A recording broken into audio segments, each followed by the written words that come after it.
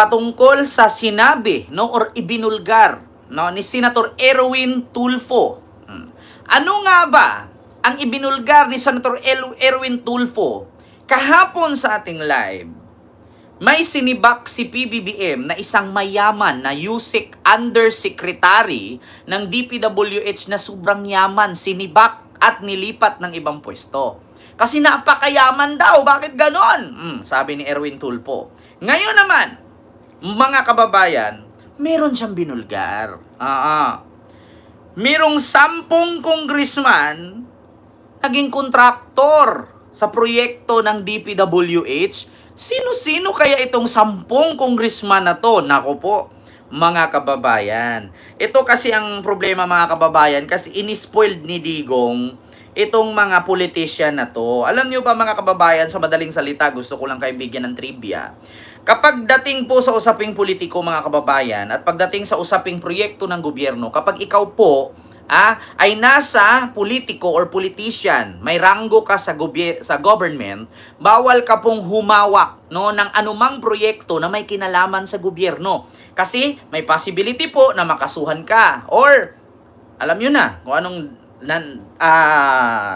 dadanatan, no? Kung ano ang maging kahinatnan ng isang politician. So ito po, mga kababayan, unahin ko lang po itong si Erwin Tulfo. So ano nga ba ito? Ito po, Billionaire News. Talagang nahihiya. May bagong revelasyon si Senador Erwin Tulfo sa umano'y korupsyon sa DPWH. Nako! At ilang kongresista raw ang dawit dito. Ay babalik si Hana T para sa detalye. Nako, Billionaire News po ito Sa 10 kongresista ang hindi lang gumagawa ng batas, kontratista o contractor pa sila ng gobyerno. Nako! At konektado raw sila sa posibleng corruption sa DPWH flood control projects. Nako! Sa info ko, hindi ko sila kilala lahat, pero meron mga contractor na kongresista. Pero probably 10 siguro, mga 10 or more. Kita nyo, mga kababayan, 10 or mahigit pa na mga kongresista, kontraktor sa DPWH. Kaya naman pala, mga kababayan, ito mga putang inang mga congressman na to, no? Ito mga politician na to. Ang laki na nga ng mga nakukuha ninyong pork barrel. Magnakaw pa kayo sa pundo, sa budget dyan sa DPWH. Hindi ba kayo nahihiya? Di ba? Meron nga isang congressman sa Maynila, may project ng flood control, pero yung flood control hindi gumagana.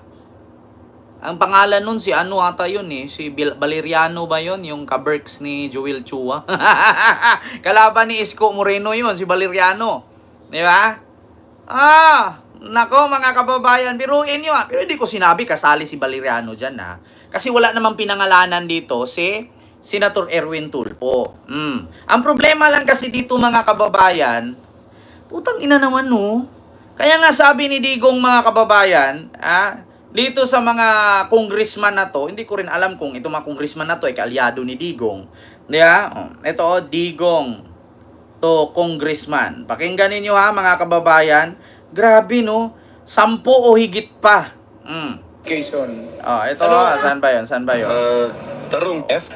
Okay, so Mga congressman daw. Bumabalik ako. Arestuhin ko kayo lahat. Kayo, nagpasok sa Congress, eleksyon, nanalo, Seiko. Paglabas niyan, pagkatapos, Rolex. na. Pumunta ng Malacanang, nakatamaraw, paglabas niyan, nagka-Mercedes-Benz. Busog kayo lahat. Tingnan ninyo yung mga bahay noon ng mga congressman at tingnan ninyo ngayon kung ano kayaman sila, lalo na yung mga bahay nila sa Maynila.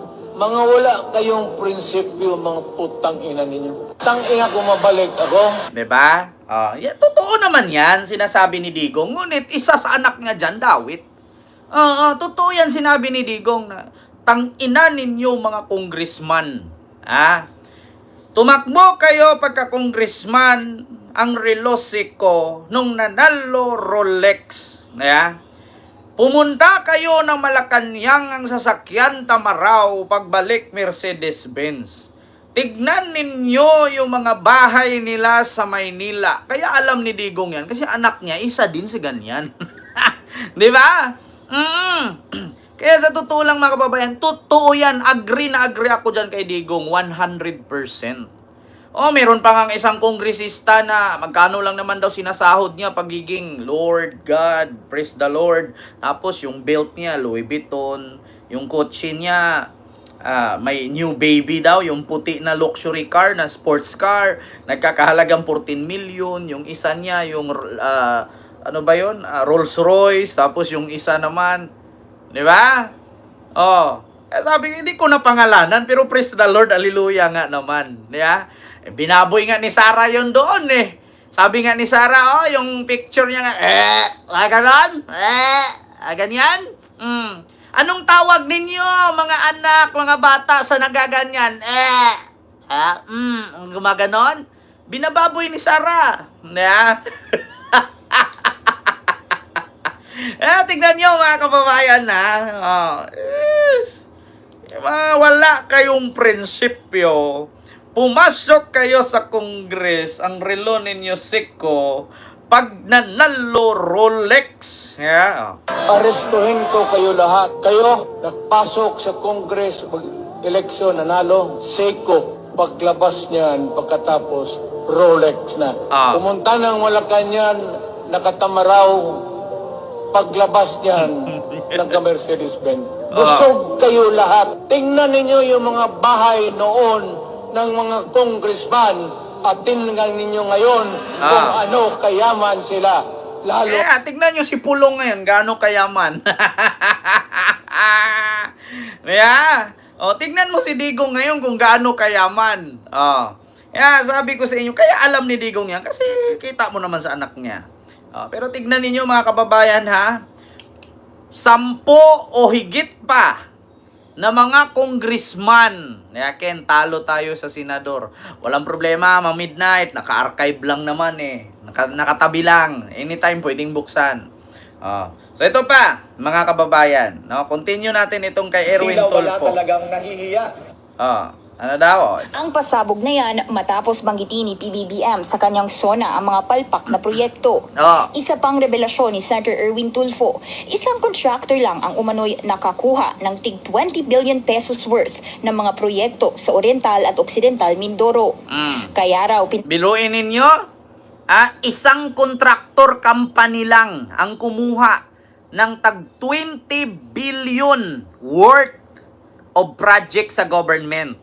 Halimbawa, ito Maynila, isang kontraktor yan, 20 billion. Ito Batangas, isang kontraktor yan, 20 billion. Kaya hindi natatapos agad. Kasi sinulo lahat.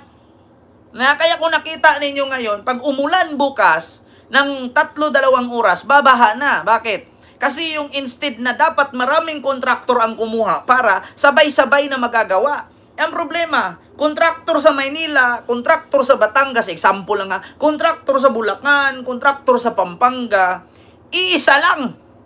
Paano nangyari yun? Kaya pag sinabay-sabay ang ulan, sabay-sabay din ang baha. Tignan nyo. Tulfo, isang contractor lang ang umano'y nakakuha ng tig 20 billion pesos worth ng mga proyekto sa Oriental at Occidental Mindoro. Kaya raw pinahinto ng Pangulo ang release ng pondo sa flood control programs habang inaaral ang umano'y irregularities nito. Nako. 20 billion sa Oriental, 20 billion sa Occidental, lumobo, and unfortunately, lumalabas, isa lang ang kontraktor. Kita ninyo? Kaya kung magkakaroon ng Senate investigation, bahala na raw ang mga kongresistang sangkot kung sisipot sila dahil may parliamentary courtesy sa mga kapwa-opisyal. Pwede sabihin na, teka muna, ayaw naman namin pumunta dyan. Ano ito, bastusan, baka ganun eh. Baka mapahiya naman kami. Nasa kanila kung gusto nilang mag-appear. Kinumpirma rin ni Tulfo. Ito na. Ngayon, yung 10 o higit pa na mga kongresista na kontraktor dyan sa DPWH, ipapatawag sila. Ngayon, kung hindi sila sisipot, kasi ano daw sasabihin, bastusan, ano to, bulgaran, di dapat hindi kayo nagnakaw mga putang ina nyo, dapat hindi kayo nagkontraktor dyan kasi alam nyo naman ang consequences niyan na kapag nasilip kayo ng kataas-taasan, talagang mabubulgar kayo. Di ba? Ngayon, sasabihin nyo, babastusin kayo, ipapakita sa sambayan ng Pilipino, sa taong bayan, na kayo yung kumukontract dyan sa project na yan, na bawal naman talaga. Kasalanan nyo yan. Hindi kayo sisipot, hindi na problema yan ni BBM. Hindi na problema ng taong bayan yan kung malaman kayo, kasi dapat, kung ayaw ninyong mapahiya, at kung ayaw ninyong malaman na kurakot kay maputang ina kayo, dapat hindi kayo gumawa ng kabulastugan, di ba? Katiwalian. Mahihiya pala kayo eh. Natatakot pala kayo eh. Na mabulgar na kayo yun. Di dapat hindi nyo ginawa yan. Di ba? Kita nyo? Ano to, bastusan? Sabi ni Erwin Tulfo. Ano to, bastusan? Ano to, lalahad? Hindi kami pupunta dyan, sabi daw. Sabi naman ni Erwin Tulfo, problema na ninyo yon, di ba? Diyos mio Marimar, Kent, bati mo kami mga guard sa Pisay, Lusada, Sergeant Lusada, Sergeant Guerrero, at Sergeant Lusada Jose. Ayan, may kilab shoutout po sa inyo dyan, kay si Romeo Lusada. Nako po, ito pa. DPWH Undersecretary Roberto Bernardo ay nasa 3 buwang leave na habang patuloy ang investigasyon. Una nang nagsalita si Senator Amy Marcos na posibleng inalis na ito. Sabi ni Tulfo, mas marami pang DPWH officials ang masisibak. Nako, Mga masisibak po. Definitely. Masisibak. dapat talaga sibakin yan, at bukod sa ganun, hindi lang sibak, ikulong nyo. Kasi dapat itong mga ganitong sitwasyon, mga kababayan, hindi lang dapat sibak yan eh. Dapat ikulong yan. Alam niyo kung bakit? Para hindi pamarisan, katulad kay Sara. Dapat hindi yan kakampihan, dapat litisin yan. Pag napatunayan na may ebidensya, convicted. Pag walang ebidensya, acquittal. Ganun lang naman yun eh. Pag may ebidensya, convict. Pag walang ebidensya, acquit. Di ba? Hindi dapat mga ganun. Dapat nga, ibalik ninyo yung dapat ibalik ninyo yung bitay eh. Kasi, tingnan nyo, kaya ang lakas ng loob ng mga putang inang politisyan na magnakaw na yan. Kasi hindi sila natatakot. Kasi kapag nahuli sila, sibak lang, hindi man lang nakukulong. Pero pag ordinaryong tao nagnakaw ng mangga, putang ina, yung matanda na mamamatay na, kinulong pa. Hindi ba kayo nahihiya? Kaya nga sabi ni PBBM, mahiya naman kayo. Putang ina, yung matanda doon sa Isabela, nagnakaw ng maga, pinakulong ninyo, mga putang ina kayo. Samantalang kayo nagnakaw, putang ina, nalalaman na ng sambayan ng Pilipino, sisibakin lang kayo, putang ina ninyo. Kung ako, pareho lang kami utak ni PBBM, ay, higit pa kay Digong ang gagawin ko, hindi lang talaga shoot to kill. Ang gagawin ko, live. Tatagain ko yung liig. Bibitayin ko talaga.